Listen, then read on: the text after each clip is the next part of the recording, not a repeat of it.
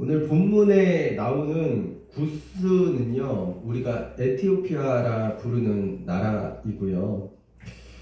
오늘 본문은 이제 구스에 대한 예언을 담고 있는 1절에서 3절과 하나님이 역사에 개입하시는 4절에서 7절로 나눌 수 있겠습니다. 자, 1절을 보면요, 구스를 향해 슬프다고 하는데요. 왜냐하면 오늘 본문이 이제 구스가 쇠락해질 것에 관한 말씀이거든요. 2절을 보면 갈대배를 물에 띄우고 그 사자를 수로로 보내는데요. 이는 나일강을 통해 외교 사절단을 보내는 모습입니다. 그런데 그 사절단에게 이렇게 말씀하죠. 너희는 강들이 흘러 나누인 나라로 가되 장대하고 준수한 백성 곧 시초부터 두려움이 되며 강성하여 대적을 밟는 백성에게로 가라. 이게요, 언뜻 보면 지금 다른 나라 아니면 다른 곳으로 가라는 말씀처럼 보이는데요.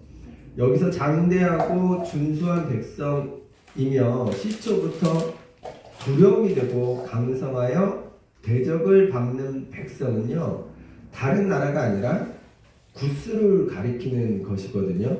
그러니 지금 구스에서 온 외교 사절단에게, 사신들에게 너희 나라로 돌아가라는 그런 말씀이 되겠습니다.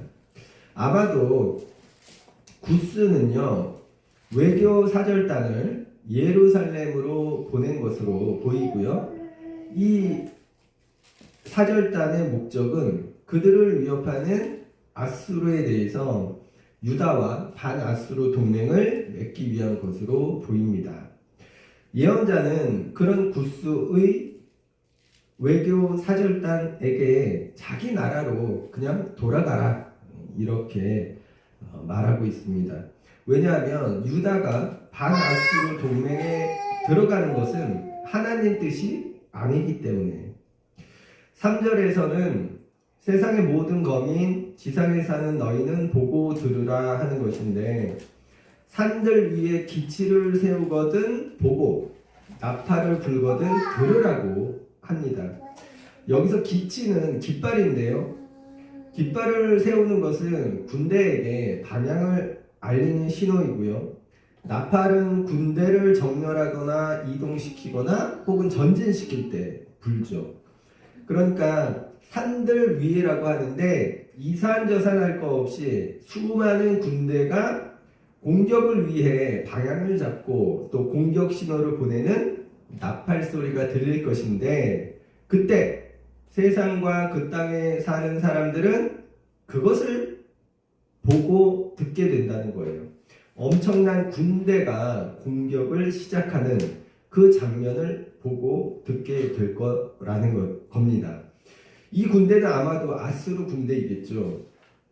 4절에서는 여호와께서 내게 이르실 때 내가 나의 처소에서 조용히 감찰함이 쬐이는 일광 같고 가을 더위에 운무 같도다 말씀하고 있는데요.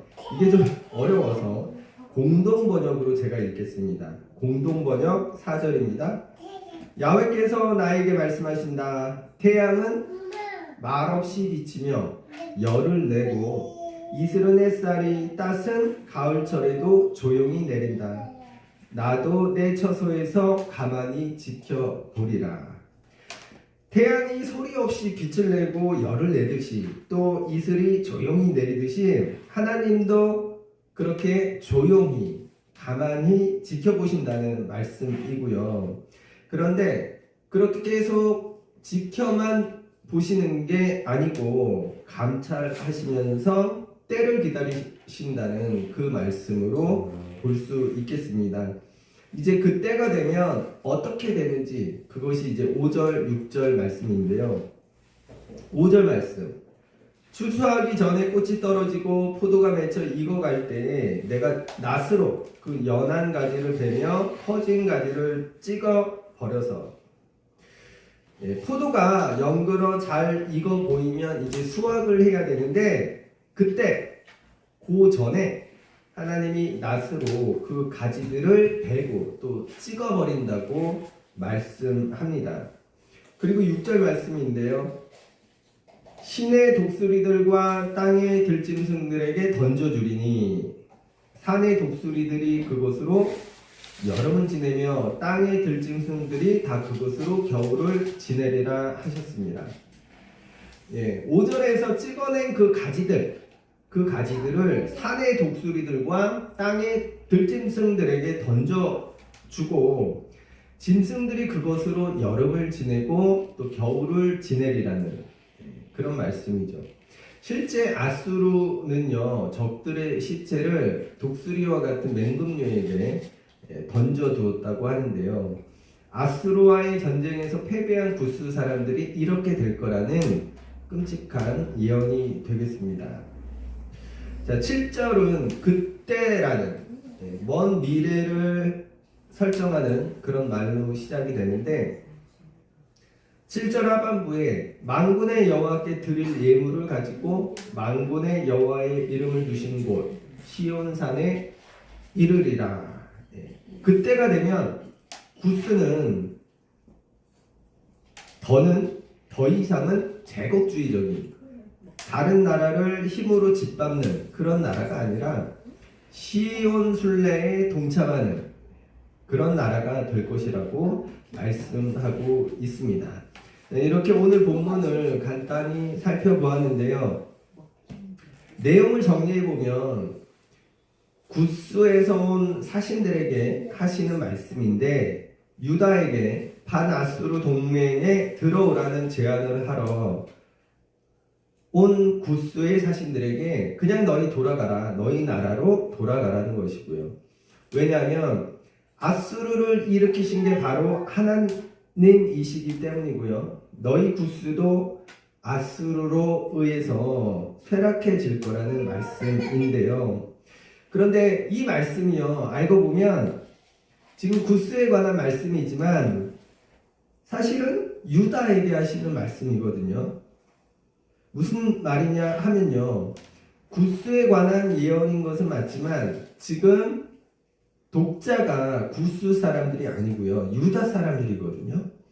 그리고 구스가 이렇게 될 거라는 예언을 예언자가 하는 이유는요, 지금 보기에 막강해 보이는 구스도 결국은 하나님의 심판 아래 쇠락해질 것이라는 것이고요. 그러니 그런 구스를 의지하지 말라는 것이고 또 그런 구스와 동맹을 맺지 말라는 그러한 것이죠. 또한 7절에서는요, 제국주의적인 그 강대국이었던 구스도 결국은 하나님께 예물을 드리러 시온산으로 향하게 된다고 해요.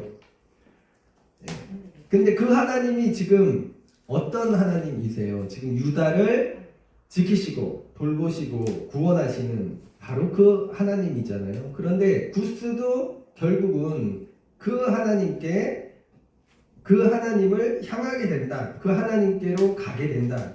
예물을 들고. 그러니 본문에 나오지 않지만 충분히 이런 말씀을 하고 계신 겁니다. 지금 그 하나님을, 너희와 함께 하시는 그 하나님을 믿는 믿음을 더욱 굳세게 하고 그 하나님만을 의지하라는, 구스가 아닌 그 하나님만을 의지하라는 무언의 내용을 담고 있는 것으로 볼 수 있겠습니다. 자, 오늘 본문에서 좀 더 살펴볼 것은요, 먼저 2절과 7절 말씀인데 2절과 7절을 보면요, 구스를 그냥 구스라고 부르면 될 건데 이렇게 설명하고 있죠. 장대하고 준수한 백성, 곧 시초부터 두려움이 되며 강성하여 대적을 밟는 백성. 구스를 이렇게 길게 표현하고 있는데 이는 구스가 어떤 나라이고 또 어떤 모습의 나라인지를 알려주는 것이죠. 이를 공동 번역에서는 어떻게 번역하냐면요, 힘이 세어 남을 짓밟기 좋아하는 민족, 만민이 무서워하는 백성이라고 번역합니다. 지금 구스의 모습이요, 하나님이 참으로 싫어하시는 모습인 거예요.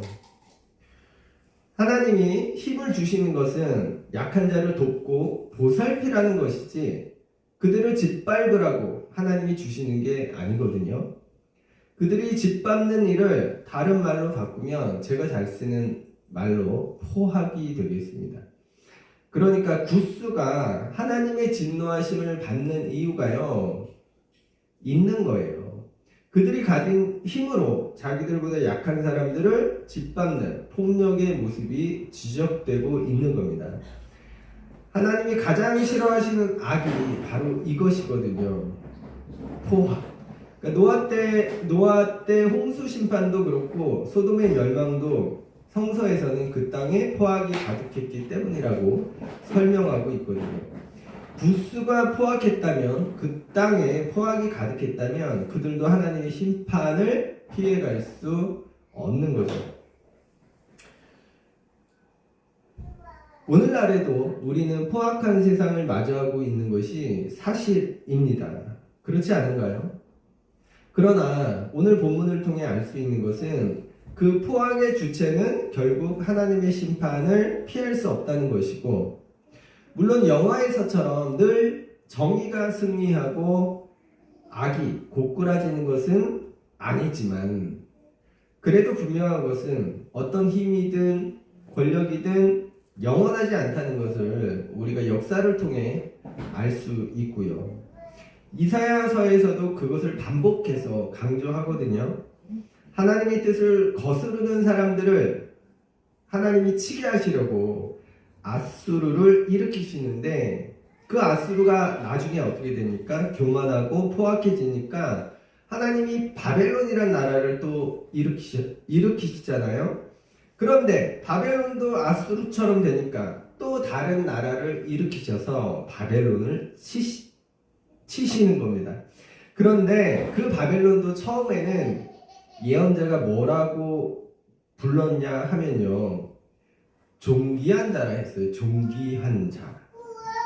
그런데 그 존귀한 자였던 바벨론도 결국 하나님 뜻에 반대되는, 그렇게 포악해지고 교만해지면 하나님이 심판하신다. 왜냐? 하나님이 가장 싫어하시는 죄악이 바로 포악이기 때문에. 나보다 약하고 힘없는 사람에게 폭력을 쓰는 것을 하나님은 정말 싫어하시기 때문에. 그래서 우리가 이걸 좀 기억하면 좋겠습니다. 사람이 포악할 수 있다는 것은, 또 포악하다는 것은 그가 힘이 좀 있다는 것이고, 혹은 돈이나 재물이 좀 있다는 것이고, 혹은 높은 자리, 권력이 있다는 것인데요. 하나님이 그렇게 권력과 힘과 재물을 주시는 것은 낮은 곳을 향해, 또 가난한 자리를 향해 그것을 바르게 쓰라고 주시는 것이지, 오히려 그것으로 그들을 짓밟고 갈취하라고 주신 것이 아니라는 것을 우리가 좀 기억하면 좋겠어요. 하나님은 그렇게 힘을 남용해서 포악을 저지르는 사람들을 심판하신다. 왜냐하면요, 우리가 가만 보면 하나님은 우리가 사는 세상에 아무런 일도 안 하시는 것처럼 보여요. 마치 안 계신 것처럼 말이죠. 그래서 사람들이 하나님을 알면서도 포악하게 살 수 있는 것이고, 또 불의하게 살 수 있는 거예요. 그런데 그렇지 않다고 오늘 본문 4절에서 알려주고 있습니다. 하나님은 그런 사람들을, 그런 나라를 감찰하시는데 그 일을 조용히 하신다는 거예요. 그분은 감찰하시면서 적당한 때를 보고 계시다는 거예요. 그러니 그때가 오면, 그때가 되면 세상 모든 사람은 그분의 심판, 곧 하나님의 일하심을 보게 됩니다. 그런데 이게요, 하나님이 싫어하시는 포악한 사람들에게는 경고의 말씀이 되지만, 그 반대의 사람들에게는 희망의 말씀이 됩니다. 마치 과거 일제강점기 때 일본이 패망했을 때 우리는 도리어 해방의 기쁨을 맛보았듯이요. 우리가 가진 자들의 포악으로 인해 고통 안에 있더라도 그래서 위안이 됩니다. 포악한 자들은 결국 심판받고요. 포악으로 인해 고통받던 사람들은 거기로부터 풀려나게 된다. 이 사실을 믿기 바라고요. 사실 알고 보면 예수님이 이 일을 위해 이 땅에 오신 것 아니겠어요? 그리고 끝으로 7절 말씀을 보려 합니다. 그들이 가진 힘으로 남을 짓밟기 좋아하던 사람들이요. 그 나라가요. 그래서 사람들이 무서워하던 그들이요. 이제는 하나님을 향해 시온산으로 향하고 있어요.